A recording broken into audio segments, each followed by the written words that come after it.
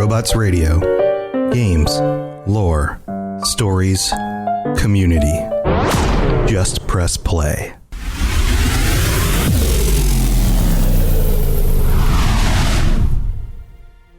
Welcome to the Fallout Lorecast, the podcast that explores the boundaries of our knowledge about the world of Fallout. Wastelanders, Vault Dwellers, welcome back to the Fallout Lorecast. This week, we're going to do something a little bit different. We're going to take a break from looking at all the businesses and corporations that we've been going through. Don't worry, we'll get back to it, but I wanted to mix things up again.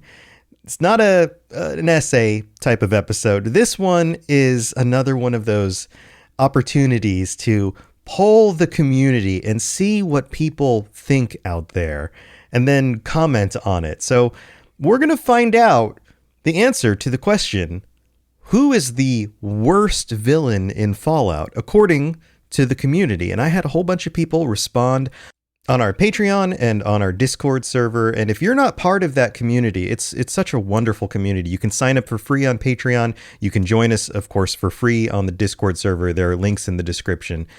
So thanks to all of you for chiming in, and I'll be going over each of these answers, maybe playing devil's advocate a little bit in order to balance out the conversation.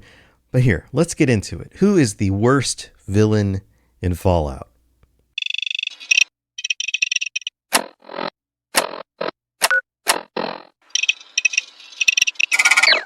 So I'll be going through these in alphabetical order through all the different answers, and some of these answers are the same. Some people gave the same answer with similar or different reasons for doing so. So let's start at the top, and please keep in mind, some of these answers are a little bit more serious than others. Some of them are a little more comedic. Some are more creative, and this one is, I think, on the more creative side. According to Clara says, the atom bomb in Megaton. And Clara has a reason here. Because it was easy to blow up before you really start the main story and caused a younger me to be completely lost, not knowing how to move forward in the game. Just an inanimate object or a villain that tanks newbie chaos gremlins? I totally get the justification here. This is more of a meta villain than a in-world villain. Yes, the atom bomb, if you blow it up in Megaton, kills a bunch of people, changes the game forever in ways that are, you can't go back unless you reload a save or start a new game. So I totally get that. From a new player perspective, that was kind of astonishing that you could do that. You could also just nuke the town if you side with Tenpenny. There was a lot about that I found very striking at the time. And it's something that Bethesda has moved away from in more recent games. This idea of locking you out of content by a decision that you make. And I think, in my opinion, they've gone too far. They've pushed that a bit too far. And I think that makes the world feel more lived in. But I also understand the perspective of, hey, I'm a new gamer, I don't really understand what's going on here, and now I just completely nuked the first settlement that I went to. Where do I go from here? So I totally understand that perspective as well. All right, let's move on. The next answer is simply capitalism. And remember, we're going through alphabetically. Blinding Vision says capitalism doesn't give a reason, but I think we probably all understand the reasoning behind capitalism being the worst villain in Fallout. I mean, if you think about the events that led to the end of the world, the bombs dropping, the Great War, all of that, so much of that was due to capitalism running amok. And capitalism can be a very good thing. It helps provide a lot of the things that we have.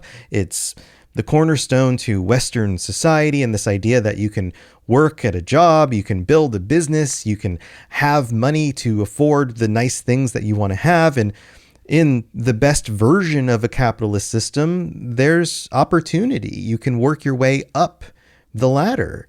You don't have to worry about being stuck in one place from a social perspective and from a financial perspective.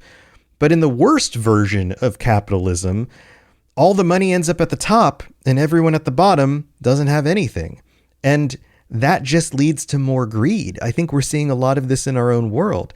The people at the top who have billions of dollars just want more. There's a constant competition between all of them to see who comes out on top compared to each other.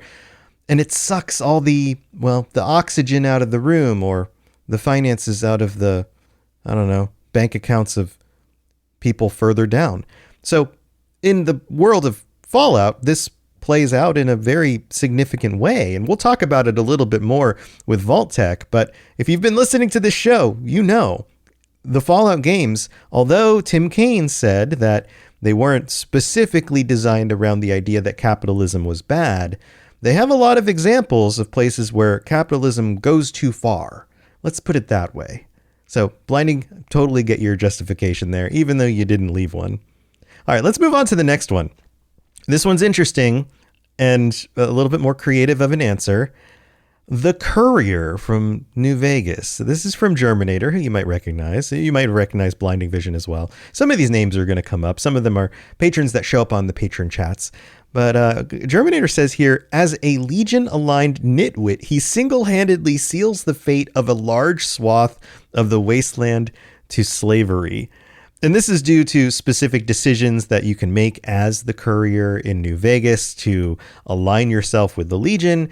And if you do align yourself with the Legion, then things play out in a not so great way for the wasteland because, well, they are, let's just say terrible and want to enslave large groups of people. And slavery, I think we can all agree, not so good. But I'll push back on this a little bit. Your decisions are what makes the Carrier decide to do what they're going to do. So if you decide to side with the Legion, then that's on you. That's not on the Courier. The Courier in the game, if you don't control the controller or the keyboard and mouse, doesn't do anything. That's on you. So in a roundabout way, what Germinator is saying is the worst villain in Fallout is the player. Let that sink in. All right, let's move on to the next one. This one's interesting. This is from Rick Retro, who writes, Daniel Hornwright. Now, you might not be as familiar with Daniel Hornwright as some of these other names. So let's get into it. This is what Rick Retro says. While he innovated in mining technology, his push to take over land and forcefully lay off his entire mining force really put a bad taste in my mouth. Additionally, if anyone listens to the holotapes, you can find one in the Charleston Herald.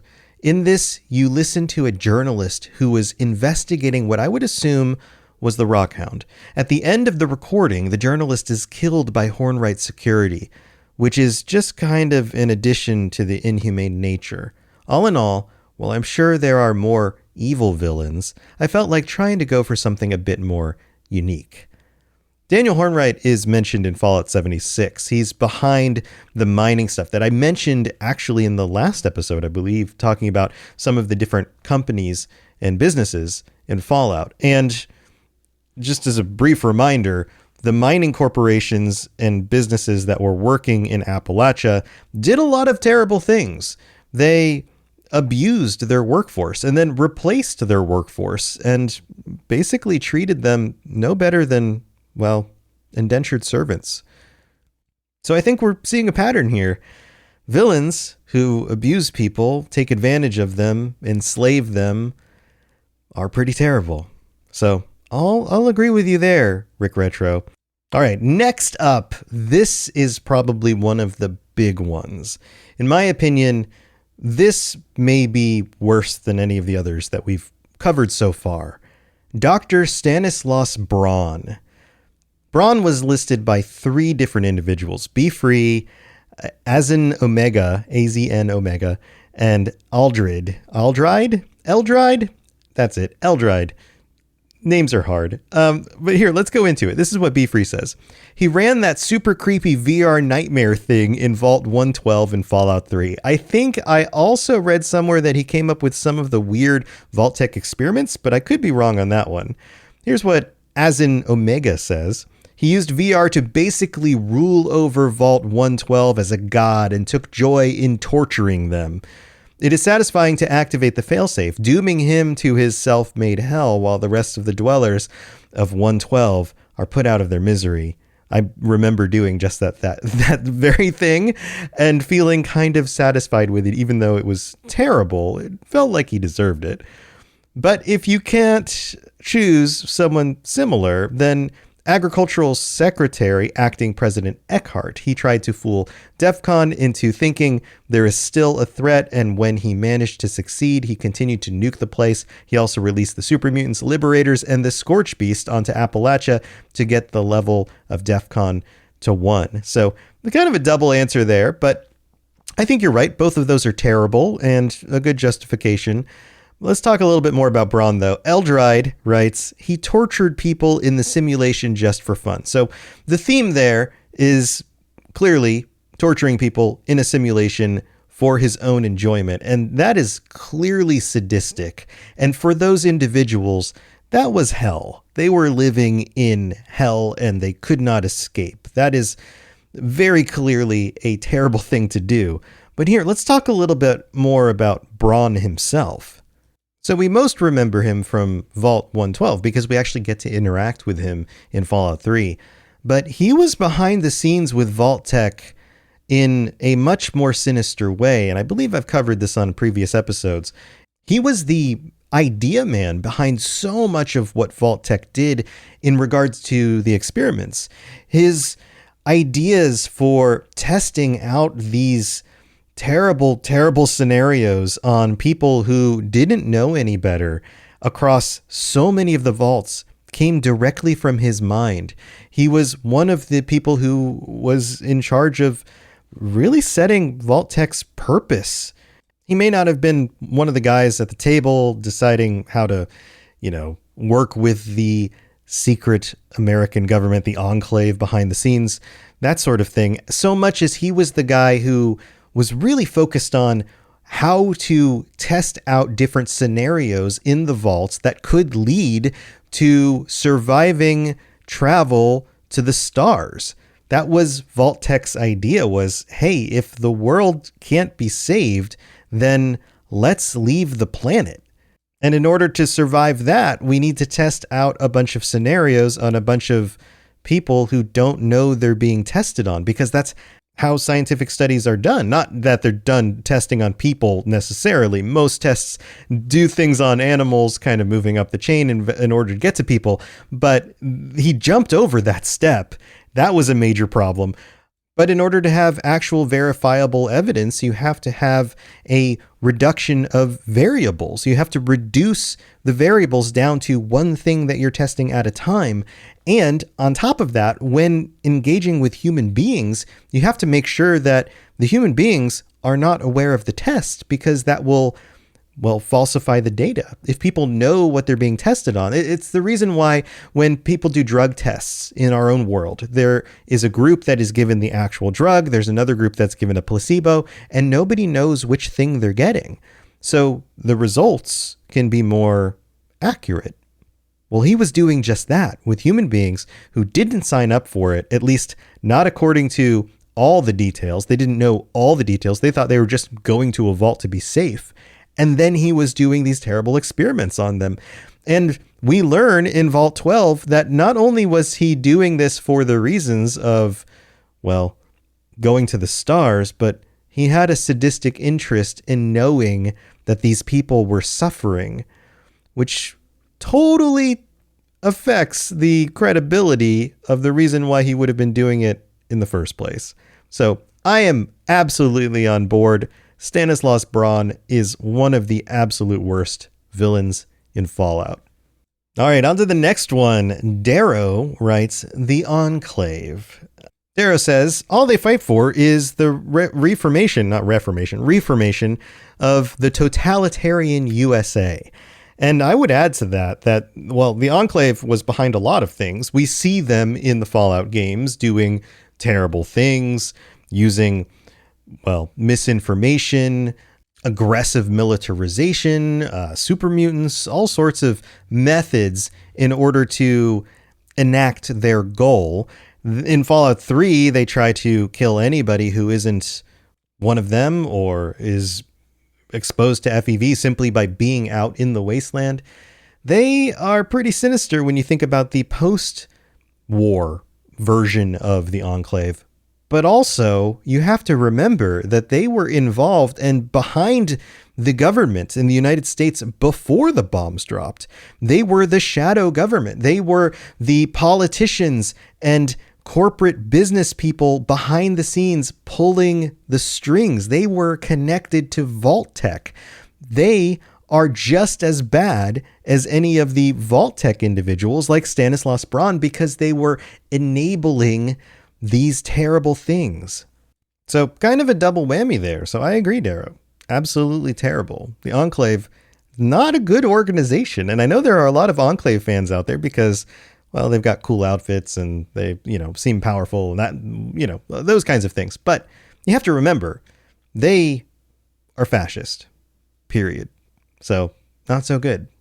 All right, on to the next one. Oberon77 says, Fallout 1's overseer, Jacorin, or Jacorin, I never know how to pronounce his name, because he kicked you out just because you helped him in the vault, just out of spite, is more evil than Kaiser since he has a goal. I think what he's saying here is Kaiser has, I always want to read it Caesar, but it's Kaiser pronounced in the game. Kaiser has a goal beyond just spitefully kicking you out. And the fact that that is kind of such a petty thing to do makes him evil. I think you can also add the idea that he was an overseer of a vault, and although the vault was not one of the more sinister vaults, he was still just kind of going along with the instructions and the things that he needed to do without actually analyzing why or deciding if that was the best decision, which leads to decisions like kicking out you after you've gone through so much and you've saved the vault, but you've been exposed to the outside world and radiation and FEV, or just happen to know too much. That sucks. That sucks. Now, is he as bad as somebody like Stanislaus Braun or the Enclave as an entire organization? No, I don't think he's as bad as those, but it's definitely sucky. Let's just call it that. Let's just use that word, sucky. It sucks. All right, next on the list, Lyrics Mode says, Father. He's a dumb the master. Allow me to explain. He turns your very existence into an experiment because reasons? He knew you were alive and struggling, yet watched you work your way to him. He infiltrates and has since replaced settlers in cities, towns, and all over the Commonwealth and beyond, ? Yet claims not to care about up top land, unleashes super mutants on the Commonwealth, wipes out entire settlements, wiped out the attempt at the Commonwealth provisional government, immediately attempted nepotism and to instill you as a successor rather than follow chain of command or anything else when he was ill. Guilt trips you with a synth Sean if you don't side with him. As far as major characters go, it's him. Yeah, he does some pretty terrible stuff. I will agree. I've contemplated that Father is absolutely one of the worst villains in the series. I think you can also say that he has similarities between him and some of these other villains because he justifies what he's doing as for the right reasons, like so many well-written villains do. They think they're the good guy. They think that the ends justify the means. And yet the means are so terrible that is it really worth it to get to the ends? It's the Batman dilemma, right? You know that if you kill the Joker, you're going to save a lot of lives, but that means you stoop to the level of killing in order to achieve your goal. At some point, you need to draw the line so that you don't become the villain in order to do something that seems good, right? Like there's a balance there. So yeah, Father, pretty crappy. I agree. It's time for that spring reset. I'm taking a look at everything in my closet and figuring out that, oh no, this absolutely needs to go. And it's about time I replace things so that my clothes aren't older than my 15-year-old. Now you might think that they lasted that long because they were well made, but no, they're in terrible condition. Unlike the new jeans I just got from Quince. Jeans have always been my personal go-to because you can kind of wear them for lots of different things, but maybe they're not your thing. Maybe you're looking for, 100% European linen with insanely soft flow knit activewear fabric. It's definitely getting warmer, and their flow knit activewear is moisture wicking, anti-odor, and soft enough that you'll actually want to wear it every day.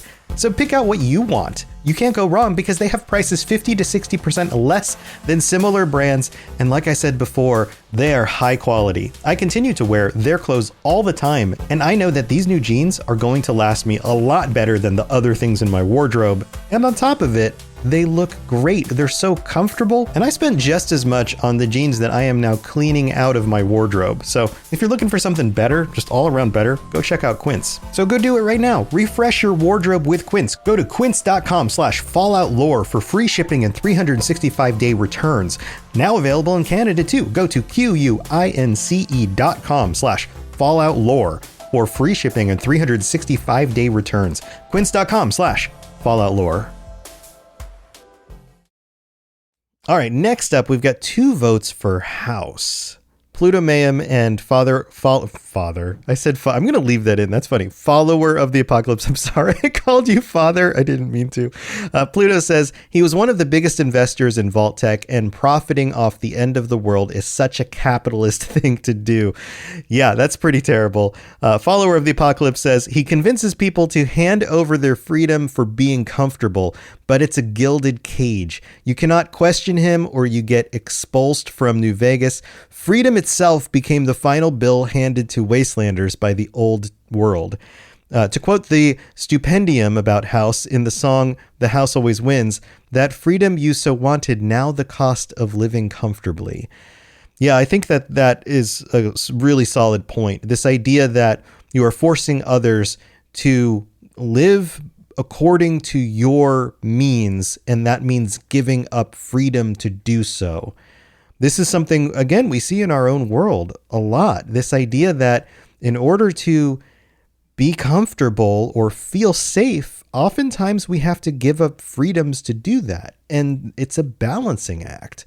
And House doesn't give you any wiggle room. It's also kind of sinister that he set up a place for himself in order to survive the end of the world, and then also has plans to try to live forever. There's something just naturally sinister about extending or prolonging your own life indefinitely. It feels unnatural, and like, well, so many villains in sci-fi and fantasy who become necromancers and liches. He's in some ways kind of Fallout's version of that. So I totally agree. House is pretty terrible. He's up there on the list. I don't know if he's at the top of the list for me.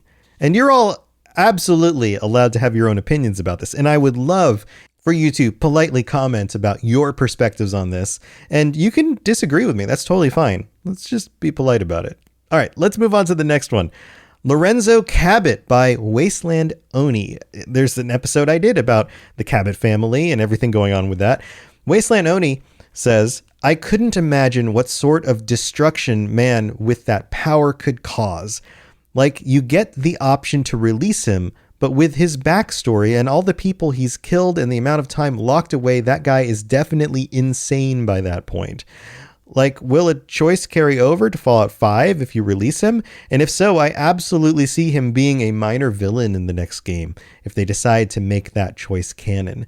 So some background on Cabot. He discovered several hundred years ago a helmet that he puts on his head that supposedly connects him to some greater intelligence or aliens or something that reveals to him secrets of the universe. And it seems to drive him crazy, but it also prolongs his life, just like we talked about with House. And that becomes a very unnatural thing. He and his family live an extended life due to his blood helping his family live longer. They capture him, and in the quest line, you can set him free. To Wasteland Oni's response here, that seems terrifying to have somebody like that running around in the wasteland doing God knows what.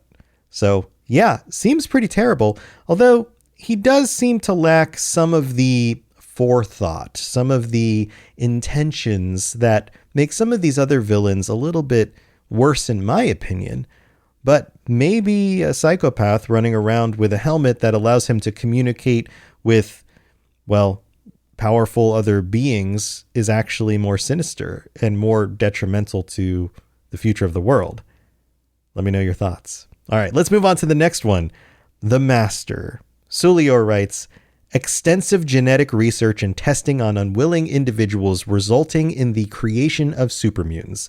He would go out and kidnap people, mostly from caravans, and force them to undergo these experiments.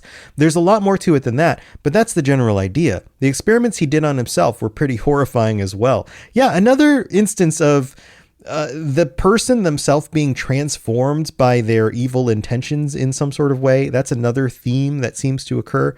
But yeah, this idea of experimenting on people and turning them into super mutants, kidnapping unwilling people and forcing them through that for your own means, to your own ends, sounds horrifying. It's absolutely something out of a horror movie. And the Master, if you remember pictures of him, if you haven't seen the Master from Fallout 1, go look up pictures. He's like a goo head on top of a computer, and it's very disturbing. So yeah, the Master's up there. I think he's a really good villain for the first game, although I'm not sure he goes as far as some of these other characters with the severity of what they are possible of causing across a large swath of people. He does some terrible things in his area of the world, but I guess because he wasn't as successful, it doesn't expand beyond that. So that's where he sits for me. Thanks, Solier. All right. Emily M says Maxon in Fallout 4 because of the way he turned on Paladin Danse. Yes, this is a very tragic thing. Years ago, I did my episode on Paladin Danse and the situation there. And if anything you're going to say about Maxon, he's a man of principle. It's just the question of how good are those principles. He has this hatred of anything not human, and it's so encompassing of his character that he's not even able to see past it in order to look at Paladin Danse as a person. And of course, we find out in Fallout 4 that Paladin Danse is a synth. He didn't know that he was a synth, but then he comes to realize it. There's a whole storyline that goes along with that. And in all of our interactions with Danse, he is a noble, forthright individual. He seems to be doing right according to his own moral compass. He seems to be acting like a real person. Whether he was a synthetic person or not doesn't seem to really matter in that case. And yet Maxon can't see past that, even though they have a history together. So I totally get why that would make him seem like such a terrible person, because it's not so much that he has a scope like Stanislaus Braun or somebody like that across the entire wasteland and is doing terrible things across a large section of the world, so much as he betrayed a friend. And betrayal is the lowest level of hell in Dante's Inferno. So I get that that's terrible. It makes sense. He's also very, very speciesist, I guess. He's pro-human and against anything else. And that seems like it's problematic as well, because we all have ghoul friends, right? And some of us have synth friends, and those seem like people to us. All right, next up we get a creative answer. This is from Razor's Beer Garden, GRDN. I think that's garden, right? The Mechanist.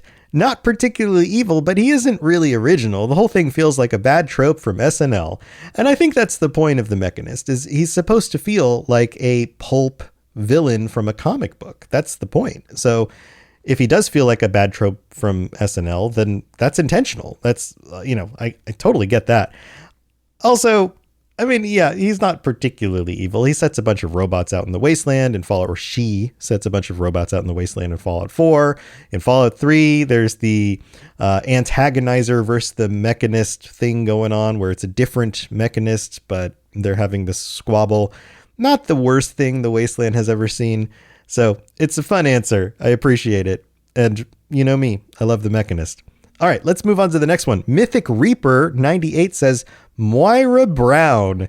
She sends you on all sorts of crazy quests so she can fill out a survival guide, sending me to a town filled with mines, telling me to get irradiated, sending me to a Mirelurk nest, making me cripple myself, making me deal with Rivet City's layout, in all caps. She is evil and possibly worse than Frank Horrigan. Wow. I think if you're going to call Moira Brown evil, it's simply due to ignorance. It's not due to intentionality. And I find that way more forgivable. This is a very funny answer to me, so I appreciate it. I think this is done in kind of a nod and a wink sort of way. And I love Moira Brown. She was one of my favorite characters from Fallout 3. And if you haven't played Fallout 3 and gone through her quest, or gone through her quest after blowing up Megaton, then that's also worth doing. Spoilers, she survives but becomes a ghoul. So check that out. Fun stuff. All right, next one on the list. Patu the Jackal says, Myron. This is an old poll. Myron is the creator of Modern Jet, leading to heavy addiction inside and outside of New Reno and all around scumbag. Plus, he's miserable in a fight. Yeah, Myron's a bad one for sure. He's a teenager, so he's just kind of a kid still in Fallout 2, and is absolutely sinister for being such a young person. And you're right, he created Jet, and somebody who makes drugs in order to, well, further their own means, usually financially, doesn't seem like a great person. And Jet absolutely becomes a problem in the Wasteland, or at least in that part of the Wasteland. So yeah, I think you've got a good justification for why Myron is one of the worst villains in Fallout. Now, as bad as some of the others, probably not, but maybe he never gets to that point. All right, here's another creative answer from Maverick, who says, the nuclear bomb. It ended the world and started all the wars. So yeah, you're right. The first bomb that was dropped kind of set everything off, and the Wasteland wouldn't even be the way it was if it wasn't for that happening. But I will push back on this one and say the bomb didn't drop itself. So whoever dropped that bomb is probably worse than the bomb itself. Now, we know from Tim Kaine that the original intended justification was that Vault-Tec was actually behind it all along. And although we haven't seen that fully play out yet in the games or the TV show, and I will remind you, it is heavily hinted at in the TV show, but we don't have fully confirming evidence. We just have evidence that they were considering the idea. So we still need full confirmation on exactly what happened there. But it was absolutely a tragic event and did destroy the world and put the world into a very terrible situation where people have to live for at least a few hundred years that we've seen so far in a wasteland of, well, mutants and radiation and all sorts of terrible things. So I get where you're coming from. All right, next on the list, Brennan, I think I said enough ands in there, writes, other people, you know, a Yaoguai's intent. You'll never be betrayed by a Yaoguai. A Yaoguai will never aim a fat man at you, after all.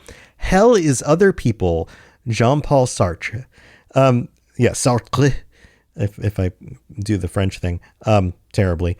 Yeah, I get that.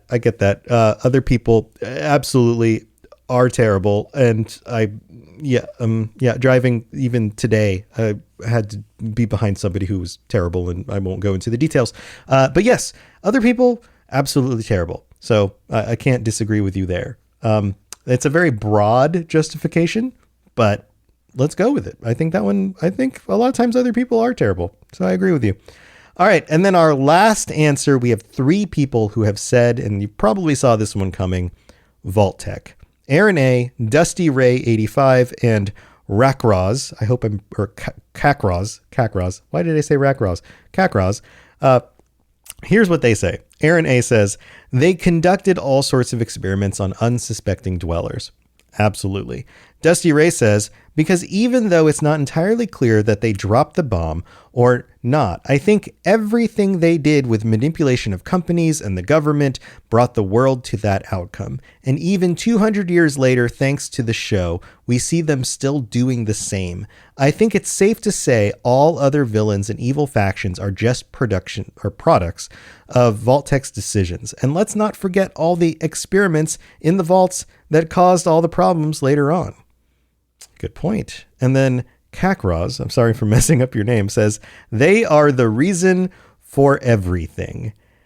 And I can't argue with that. I think you all have great points about Vault-Tec, and they absolutely are evil and sinister.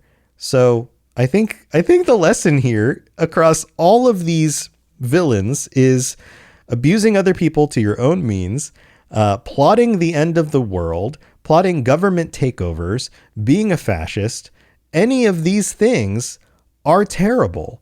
So maybe don't do them or be aware when other people in the world seem to be doing these same things and push back against it, because we don't want to live in a wasteland. Or at least I don't want to live in a wasteland. Maybe you want to live in a wasteland, but ultimately in my real life, I'm happy to be not living in a wasteland and being able to visit it in video games. So I guess that's the takeaway. That's the lesson. The more you know. Whoa. All right. That was terrible. So thank you to everybody for your comments on this, and let's take a quick break. Hello there, old chap. Good to see another of General Atomic's finest, still eager to serve. So before we get to thanking all of our patrons and doing all that stuff, I'm considering expanding the show and doing it in a way where I can give more rewards to our patrons. And one of the things I'm thinking about doing is a bonus episode of some sort once a month. And I need to get your opinion about this. So there's 3 options. Should I do a episode based on patrons suggesting ideas and I pick one of the ideas and go with that? Or should I bring back the Choose Your Own Adventure from the really early episodes and do a continuation of that every month? Or would you prefer I play through some of the games and comment and do the role-playing kind of experience that I've done before and kind of intermittently done but haven't kept up with? And the idea here is to permanently add something once a month to the show in order to reward our patrons and to say thanks for being a part of this. So let me know. I have a poll going in the Fallout Lorecast channel on the Discord. There's a link in the description, and I would love your feedback on that in order to decide what to do with this. So thanks for that.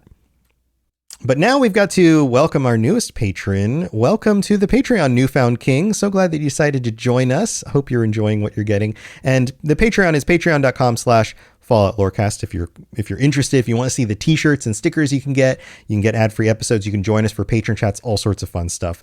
Also, have to shout out our Sentry Bots, Dusty Ray and Germinator. Thank you so much for your continued support as Sentry Bot level patrons. As usual, if you leave a 5-star review on Apple Podcasts, I'll read out your review on a future episode. We get this one. This one is great. This is from eFrog. They write, can't stop listening to this Fallout player named Jake-Slabcheese. I'm 62 years old and never played a video game on a console before. I cut my gaming teeth on classics like Marathon on a Mac back in the late 90s. Oh, totally cool.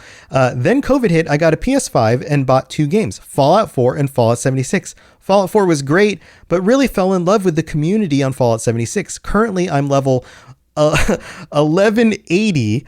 I love the lore aspect of the games, but like many players, I don't read all the terminals or dialogues. Listening to Tom go over all the gritty details that I always wondered about is fascinating. I love his delivery, detail, and invitations to think deeper about each scenario. I hope he goes over Fosnot, my favorite event. I have one question and or suggestion for an episode. What's the deal with the poor guy being chased by a chicken?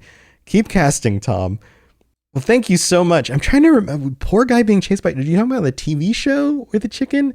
I don't remember a chicken in Fosnot, the event where you march around in Fallout 76. But that is interesting. That is a real world event that they basically took and used in Fallout 76.